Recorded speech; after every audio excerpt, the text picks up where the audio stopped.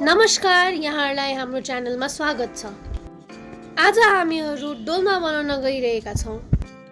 डोल्मा चाहिँ प्राय जसो मिडल इस्ट देशहरूमा खाने गरिन्छ। यो stuff dish Turkey, Iran, Iraq लगायतका अरू मिडल इस्ट देशहरूमा प्राय जसो खाने गरिन्छ। यसलाई चाहिने सामग्रीहरूमा नुन, बेसार, धनियाँको धुलो, जिराको धुलो, मिक्स मसला, तेल, दही आदि पर्दछन्।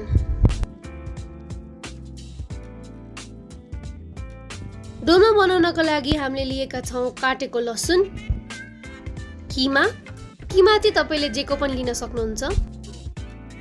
त्यसै गरी हामीले लिएका छौँ काटेको प्याज, गोलभेडा, धनियाँ, हरियो प्याज, क्याप्सिकम, बन्दाको पात, अङ्गुरको पात र कागती। हामीले 2 कप चामल लिएका छौँ। अब पकाउन थालौँ है त। सानो आँचमा एउटा भाँडा तताउने, कराई तातेपछि 4 देखि 6 चम्चा जति तेल हाल्ने।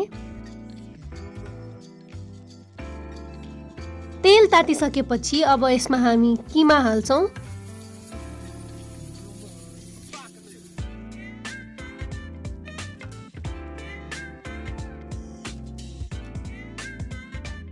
बिस्तारै यसलाई चलाएर हामी एकछिन पाक्न दिन्छौँ।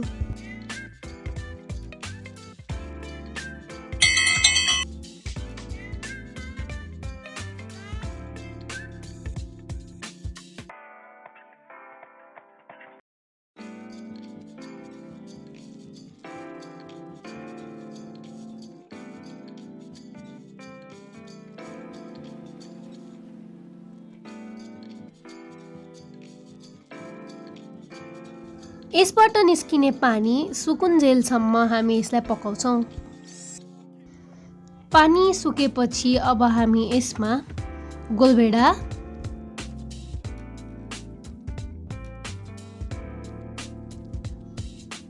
त्यसपछि प्याज अनि हरियो प्याज हालेर हामी यसलाई एकैछिन मिक्स गर्छौँ।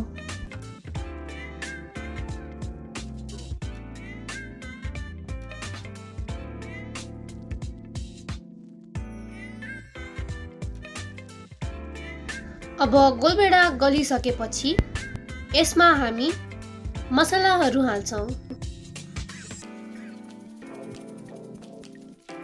नुन स्वाद अनुसार,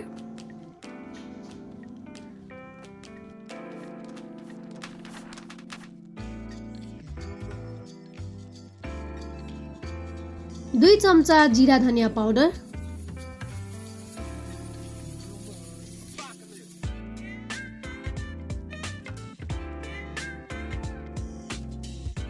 मिक्स मसला 2 चम्चा,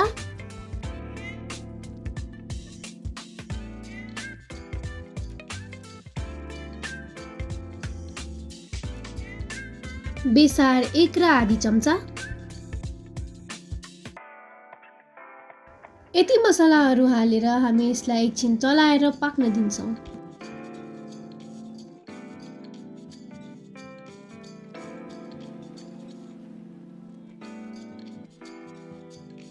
अब हाम्रो किमा रेडी भएको छ। अब एउटा भाँडामा हामी चामल हाल्छौँ। चामलपछि यसै भाँडामा हामी किमा पनि हाल्छौँ। किमा हालिसकेपछि हामी यसमा काटेको लसुन, हरियो धनियाँ,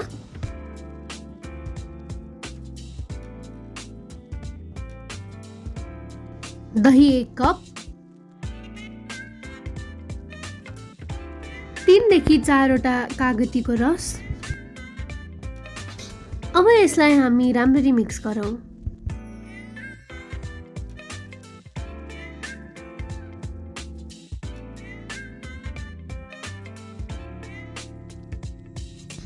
मिक्स गरेर यो रेडी भइसकेको छ। अब हामी यसलाई स्टफ गर्छौँ। सुरुमा क्याप्सिकममा स्टफ गरौँ।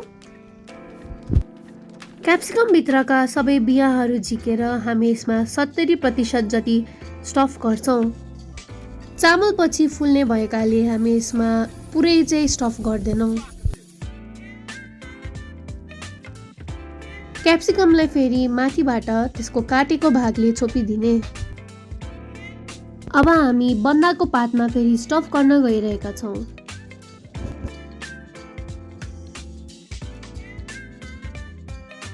बन्दाको पातमा हालेर अब हामी यसलाई पट्याउँछौँ।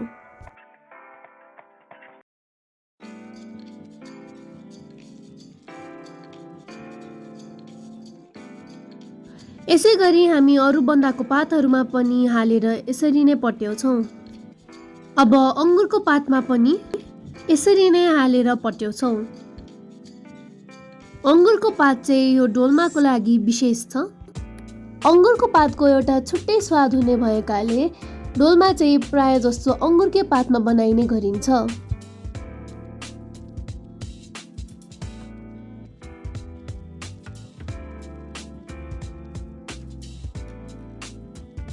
यसै गरी हामी अरू सबैमा पनि स्टफिङ गर्छौँ। हामीले सब तरकारीहरू स्टफ गरिसकेका छौँ।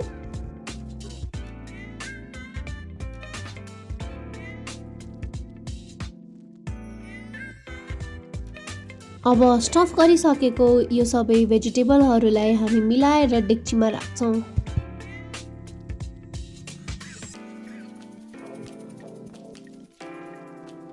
यसमा अब हामी 2 कप पानी राखेर पकाउँछौँ।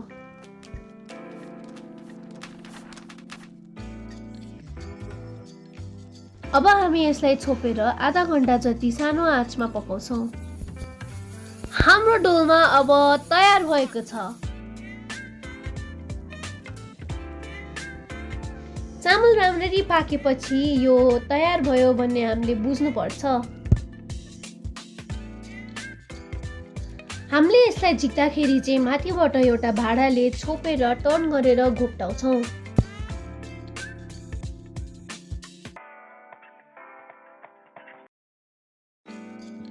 यो एकदमै मिठो हुन्छ। हामीले पारिवारिक गेट टुगेदरहरूमा यो डिस बनाउँदा नयाँ परिकार र नयाँ स्वादको अनुभव हुन्छ र धेरै नै रमाइलो हुन्छ।